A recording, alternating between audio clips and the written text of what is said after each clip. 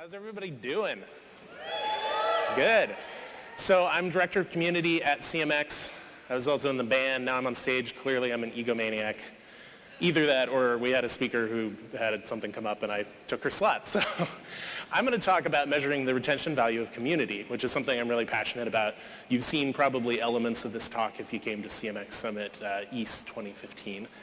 But I really think that retention is the most powerful thing a community can do for a business. The most powerful thing. Unfortunately, it's also one of the hardest to measure. So I want to talk a little bit about how you can actually measure whether your community is contributing to retention.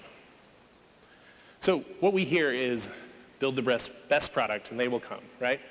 You build the best product, people are going to use it. That's the story we hear. That's the Silicon Valley myth.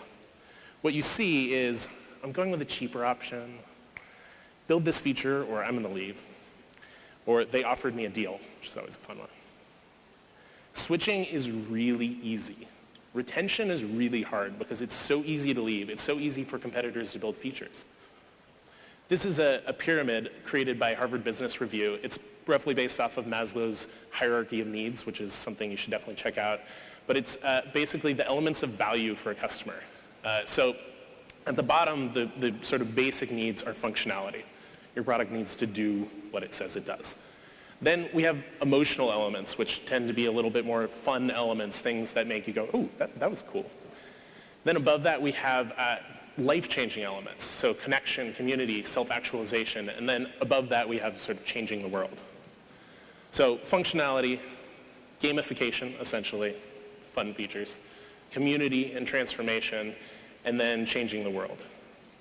If you can accomplish that, congratulations. Functionality is easy. It really is. Like, I know the developers in the room don't want to hear that. Sorry, Justin. But it's really easy to build stuff. And your competitors can easily build the same thing you are. So that's not really a great area to compete in. You need those features, but it's not a good competitive advantage. Gamification, relatively easy, right? You have to figure it out, but once you set it, it's kind of a simple thing. It's going to engage some people, but it's not going to make a lasting difference in their life. Building community and connection, it's really difficult. It's a really hard thing to do. And that's why it's such an opportunity, because most companies aren't going to bother. And changing the world is very difficult. Again, if you can do that, congratulations. Please come teach me about that. So most companies spend way too much time here. They build features and they throw in some light gamification, and they just run on that treadmill. They build more features. They build more gamification. They add more swag. They add more features. They're trying to win this race they're never going to win.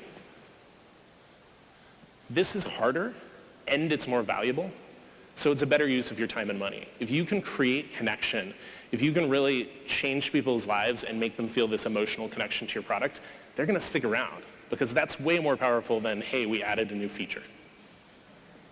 So you get that, but your upper management might not. They might be wary of doing something that seems hard to measure, that maybe other people aren't doing. So you need to show them. Measurement, it's not that hard, it just seems scary. I was never a fan of math. My dad is actually in the audience, he knows that.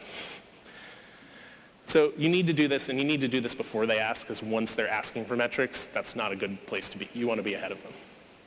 So step one, very simple, choose your metric. This is probably going to be churn or retention, which arguably are two sides of the same coin, either losing customers or keeping customers, whichever thing you're measuring.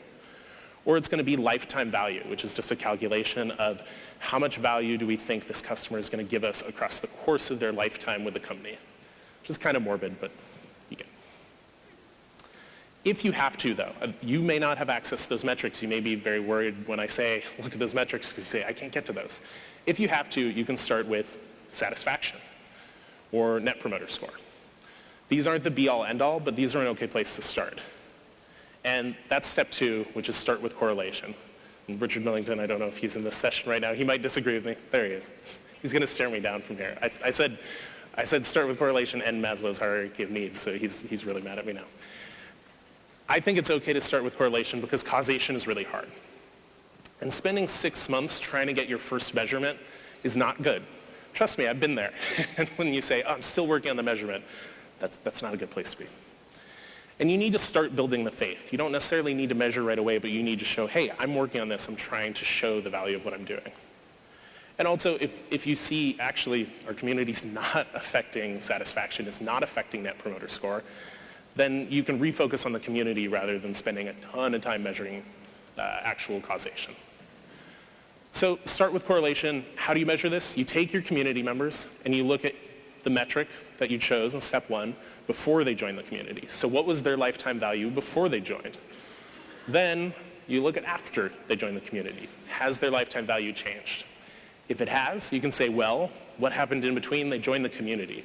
Probably the community caused this. Not necessarily, but probably.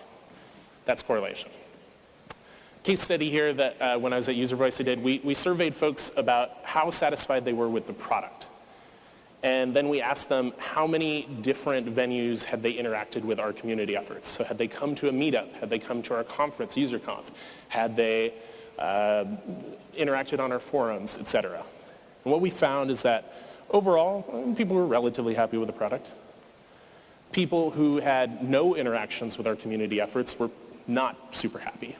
And people who had 4 or more interactions were way, way, way happier than everyone else. So that's a really good sign that they're happier with the product, which probably means that's because the community made them feel better about the company. Now, this is correlation, not causation. So it's possible that maybe the people who joined our community already just loved the product, right? So that's why we need to get to causation. One more case study here. Erica Kuhl, who's now VP of Community at Salesforce.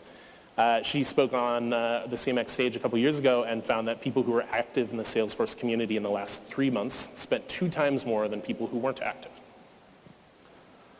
So, step 3, I'm going to go quick. I only have 10 minutes. Not sure where my countdown clock is, but I'm going to assume I'm right on time. Now that you have your correlation, you're going to analyze and share. So you're going to share it with your team, and you're going to caveat that this is not causation, but you'd love to measure that. This is really important because you don't want them to call it out. You don't want them to say, wait a second, this is just correlation, you're doing it wrong. You want to say, listen, I know this is just correlation, I'd love to get to causation, but I wanted to start with this. So you're earning their trust. You're showing that you care, you know the difference, you want to get to that next step. Now you want to push for causation. Now Rich is like, maybe I'm okay with this talk. So get your finance team to help. Buy your developers or analytics team beer. Wait till they're not too busy and be like, hey, do you have a couple minutes? Shira Levine, who taught a workshop yesterday, has great advice, which is, hey, just back there. Don't ask for help, ask for advice. So go to your team and say, hey, I'm trying to figure out how to measure this. What do you think is the best way for me to figure this out? And they're going to say, oh, well, here, let me help you. Versus if you go and say, I need you to do something, they're going to say, everyone needs me to do something. I'm a developer. We're in demand. So then what you want to do is what's called an A/B test, which probably all of you have heard of. You invite group A into the community, and then you don't invite group B.